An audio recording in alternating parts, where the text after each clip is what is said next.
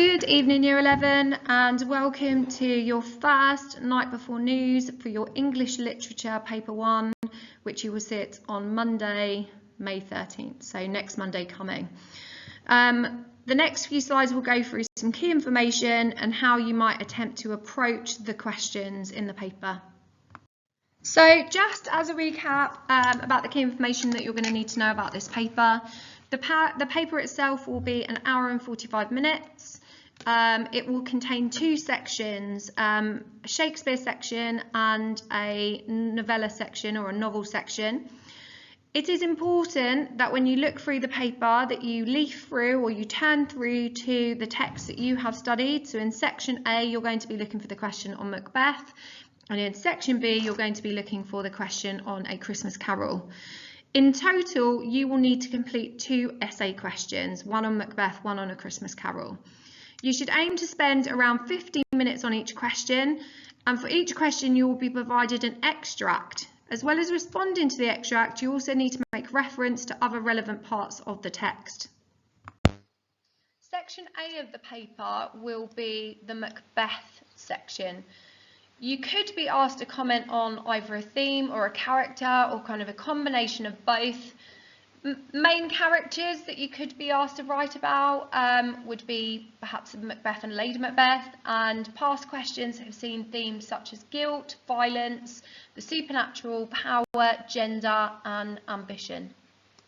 So let's have a little practice. So as you can see, here is an example Macbeth question. So an extract followed by a question. I just want you to spend some time reading, and then at the bottom I want you to identify what is the question focus. So what you should have put is that this question focuses on Macbeth as a violent character. So when looking at the extract, you would need to focus on in what ways Macbeth is shown as violent, and then also link that to other moments in the text where we look at Macbeth's violence. But before you start thinking about evidence that you would select from the extract, it's always useful to start thinking first about the key ideas that you want to explore in the essay, because then that makes finding evidence a lot easier. So I want you to spend some time just writing down some notes in response to the following questions. What acts of violence does Macbeth commit? Why does he commit the acts of violence? So what is the reason behind it? What are the consequences of his acts of violence? And overall, what message about violence do you think Shakespeare is trying to communicate in the play? Once you're clear about the types of ideas that you want to explore in your essay, you would form these into a thesis statement or an introduction. Now, you might start by saying, in the play, Shakespeare presents violence as, and outlining your main ideas, what Shakespeare is showing us about violence. And then you could talk about, through the characterisation of Macbeth, he aims to warn the audience. So what exactly is it that he's trying to warn the audience through the characterisation of Macbeth? Then once you're clear on the ideas that you want to explore about Macbeth's violence, now's the time to go back to the extract and start thinking about picking 2 to 3 pieces of evidence that will help support the points that you've made. So for example, if you've said that at the beginning here in Act 1, Scene 2, Macbeth's violence is brave and patriotic and shows loyalty to his country, you would need to select evidence that you think helps to highlight that idea. Now, hopefully what you've highlighted is similar to some of the evidence that I've highlighted here. So, as I said, in this extract, Shakespeare is showing that Macbeth's violence is patriotic. The reason his violence is patriotic is because he is using his violence in defence of his country in the battle between Scotland and Norway. Now, we could start by talking about the things that the captain says about him. So the captain describes him as brave Macbeth, which shows that actually the violence that he's showing in battle is something that's admired by other soldiers and also by King Duncan, who ends up rewarding him, Thane of Cawdor, for his performance in battle. So in this case, he's using acceptable violence because he's using the violence in defence of his country, and it's something that is honoured and rewarded. We could also then support that idea with brandished steel which smoked with bloody execution. When Shakespeare talks about brandishing steel, that shows that Macbeth drawing his sword. And through that metaphor, smoke, Shakespeare's showing the speed with which Macbeth is killing the enemy in the battle. The use of that word bloody shows the really violent way in which Macbeth is killing the enemy, but might also help to foreshadow the violence that comes later. We could also look at this word execution. When we use the word execution, we think about the killing of a criminal, which helps to support the idea that Macbeth's using his violence here in a positive way, in an acceptable way, because actually what he's doing is he's killing people that pose a threat to the security of his country. We could extend that further by looking at the quotation that I've highlighted in blue, till he unseamed him from the nave to the chaps and fixed his head upon our battlements. So here is a reference to the way in which Macbeth kills a traitor to Scotland, so a soldier that was previously fighting for Scotland that changed sides. What Macbeth does is he uses his sword and he runs it up the body of the traitor from belly button to neck, and he unseams him. So he literally splits him open. But the important bit here is the fact that he fixes the head of the traitor upon the battlements. This was something that was commonly done to traitors, and it would act as a deterrent to anyone else that was thinking about going against the king or going against country, because it showed people what happened to traitors. It's kind of ironic, because actually this is something that then ends up happening to Macbeth at the end when he himself becomes the traitor. Once you've got the points that you would want to make from the extract, that is when you need to make links to other moments in the play. So spend a few minutes just making a note of any moments in the play that you could write about that relate to Macbeth's violence and ultimately the ideas that you have written down in your thesis statement. So you may have written down some of the following. So you may have written down Macbeth's later killing of King Duncan and how he uses his violence here to gain power, so obviously to become king. You could talk about the extreme guilt that he feels after committing the regicide, which shows the consequences of his violence, because obviously in killing the king, he disrupts the natural order and faces punishment from God. You could then also talk about his indirect and unacceptable uses of violence to kill Banquo and later Macduff's family, which is motivated by the desire to keep power and eliminate any threats to his throne. Finally then, just as a reminder, when you're writing an essay, and this same thing applies here to A Christmas Carol, you need to start your essay with a clear thesis, as we've prepared earlier on, which outlines your key ideas about the theme or character that you're being asked about in the question. You must make sure that you write about at least 2 quotations from the extract that support your points, and 2 other key moments in the play that support your points, so that link with the ideas that you got from the extract, but also the ideas that you've outlined in your thesis.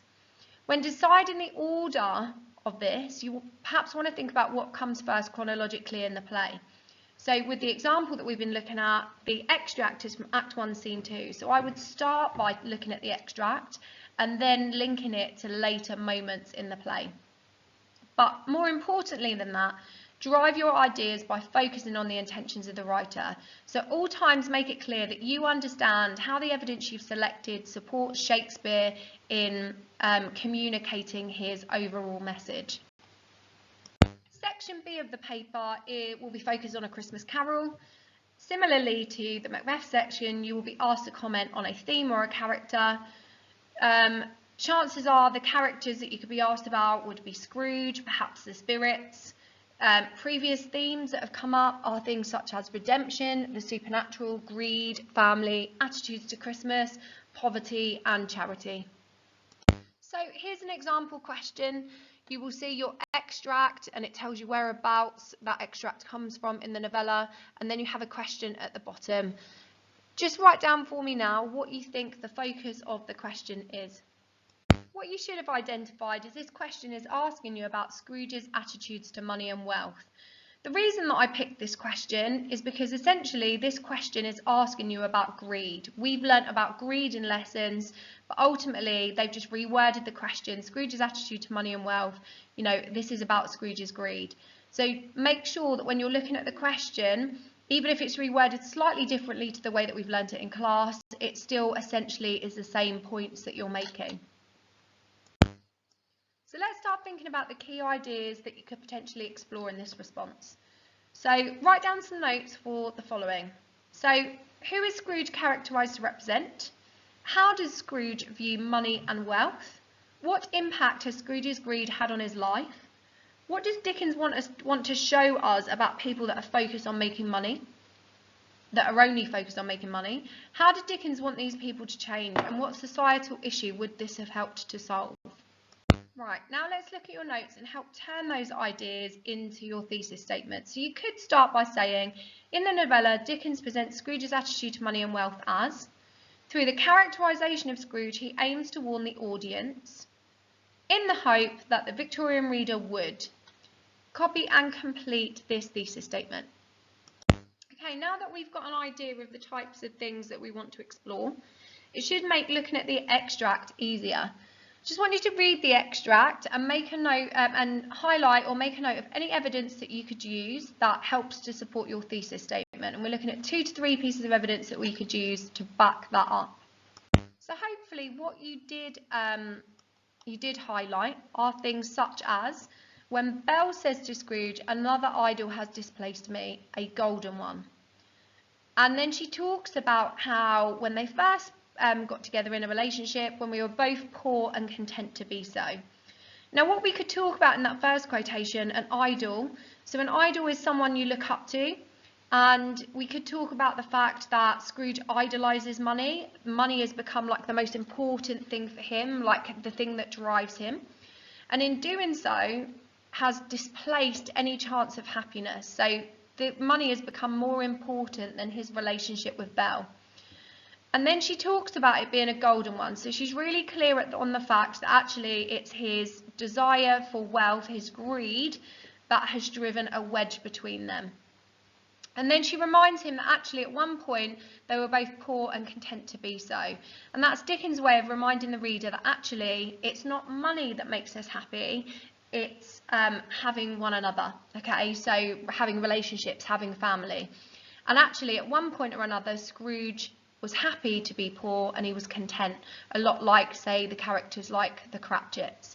And actually it's his drive for money that's made him unhappy. He's lost his relationship with Belle, and as an old man he's become quite isolated and alone.